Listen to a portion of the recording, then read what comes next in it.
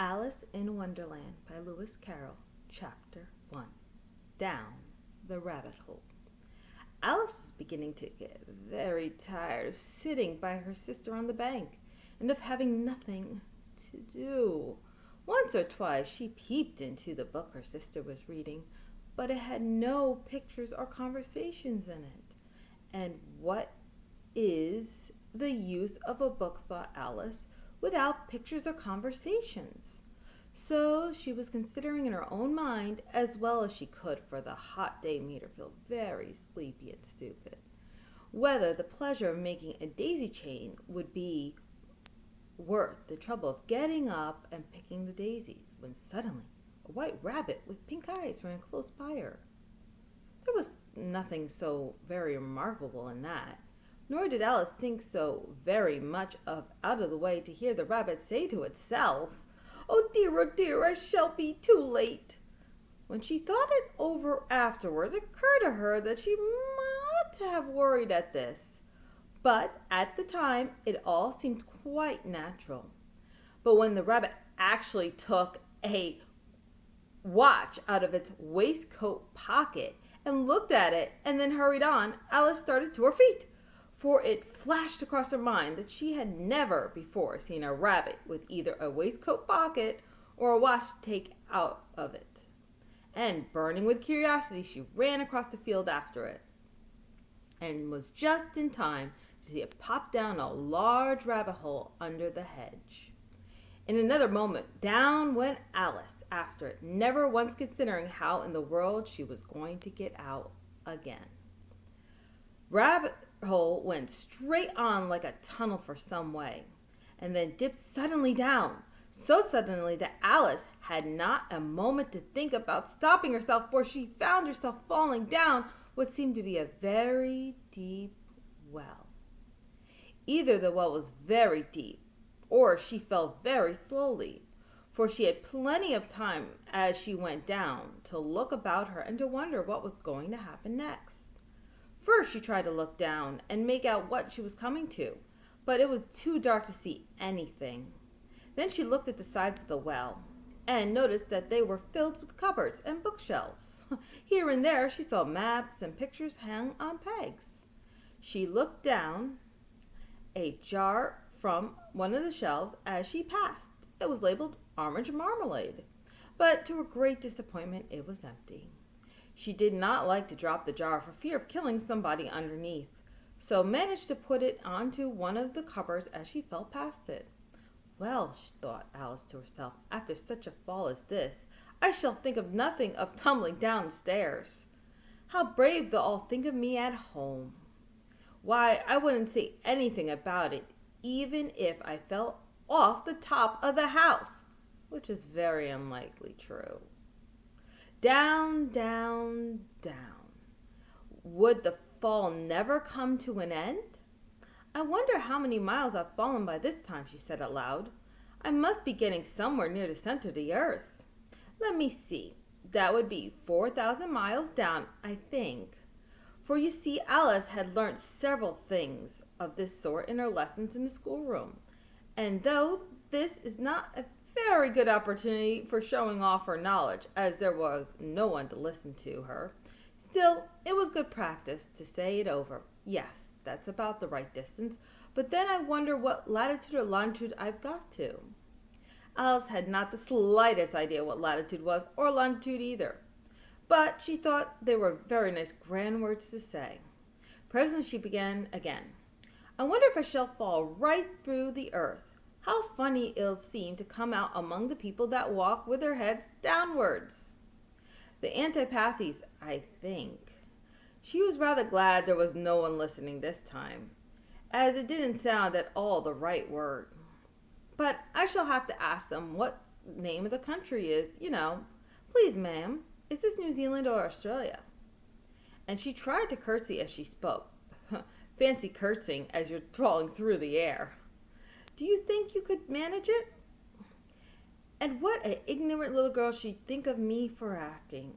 No, it'll never do to ask. Perhaps I shall see it written up somewhere. Down, down, down. There was nothing else to do, as Alice soon began talking again. Dana will miss me very much tonight, I should think. Dana was the cat. I hope they'll remember her saucer of milk at tea time. Dana, my dear, I wish you were down here with me. There was no mice in the air, I'm afraid, but you might catch a bat. And that's very like a mouse, you know. But do cats eat bats, I wonder?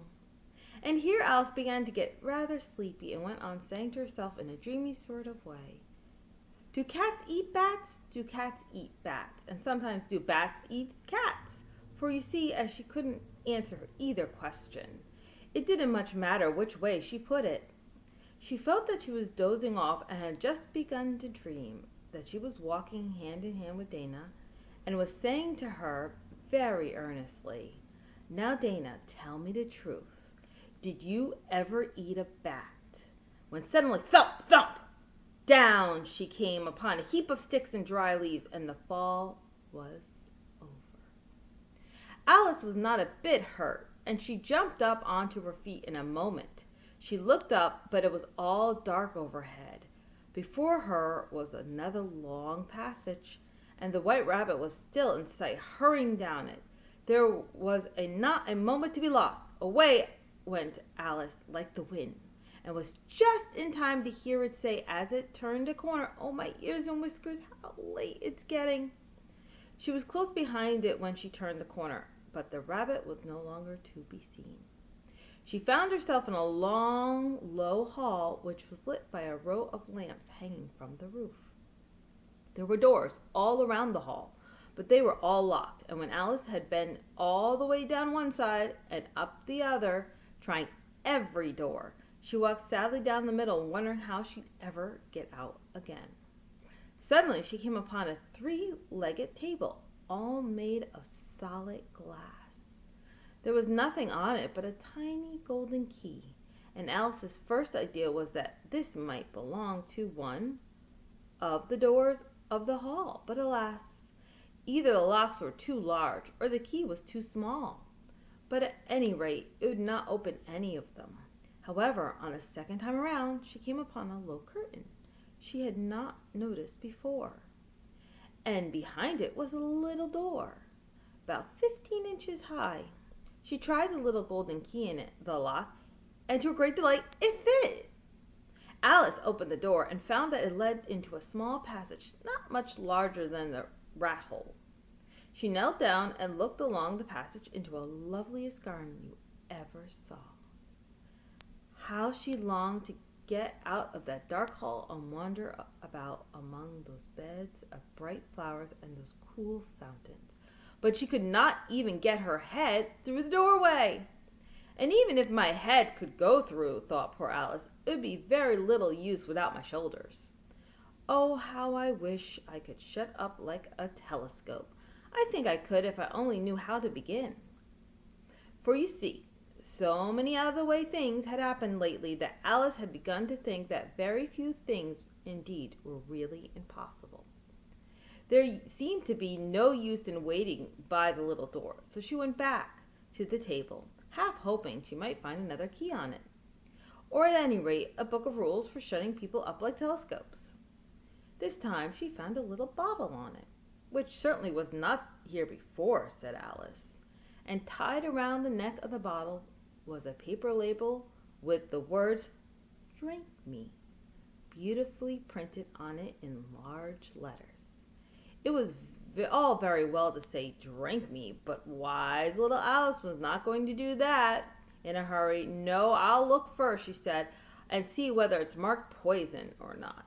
She had read several nice little stories about children who had got burnt and eaten up by wild beasts or other unpleasant things, all because they would not remember the simple rules their friends had taught them, such as that a red-hot poker will burn you if you hold it too long, and that you cut your finger very deeply with a knife, it usually bleeds, and she had never forgotten that.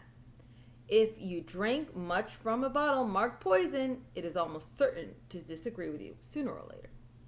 However, the bottle was not marked poison, so Alice ventured to taste it, finding it very nice. It had, in fact, a sort of mixed flavor of cherry tart, custard, pineapple, roast turkey, toffee, and hot buttered toast. She very soon finished it off. What a curious thing, said Alice. I must be shutting up like a telescope. So it was indeed. She now only 10 inches high, and her face brightened up at the thought that she was now right sized for going through the little door into the lovely garden. First, however, she waited a few minutes to see if she was going to shrink any further. She felt a little nervous about this, for it might end, said Alice to herself, in my going out altogether, like a candle. I wonder what I should be like then. She tried to fancy what a flame of a candle looks like after the candle is blown out, for she could not remember ever seeing such a thing. After a while, finding nothing more happened, she decided on going into the garden at once.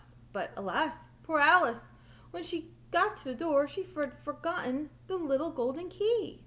And when she went back to the table for it, she found that she could not possibly reach it. She could see it quite plainly through the glass. She tried her best to climb up one of the legs of the table, but it was too slippery, and when she had tired herself out with trying, the poor little thing sat down and cried. Come, there's no use crying like that, said Alice to herself rather sharply. I advise you to leave off this minute. She generally gave herself a very good advice, though she very seldom followed it. And sometimes she scolded herself severely to bring tears into her eyes, and once remembered trying to box her own ears for having cheated herself in the game of croquet she was playing against herself. For this curious child was very fond of pretending to be two people. But it's no use now, thought poor Alice, to pretend to be two people. Why, there's hardly enough of me left to make one respectable person.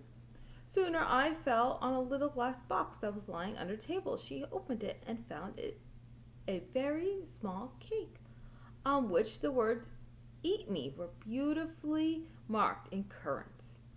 Well, I'll eat it, said Alice, and if it makes me grow larger, I can reach a key, and if it makes me grow smaller, I can creep under the door. So either way, I'll get into the garden. I don't care which happens. She ate a little bit and said anxiously to herself, which way, holding her hand on top of her head to feel which way it was growing. And she was quite surprised to find that she remained the same size.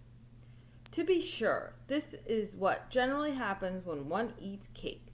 But Alice got so much into a way of expecting nothing out of the way things to happen that it seemed quite dull and stupid for life to go on in the common way. So she set to work and very soon finished off the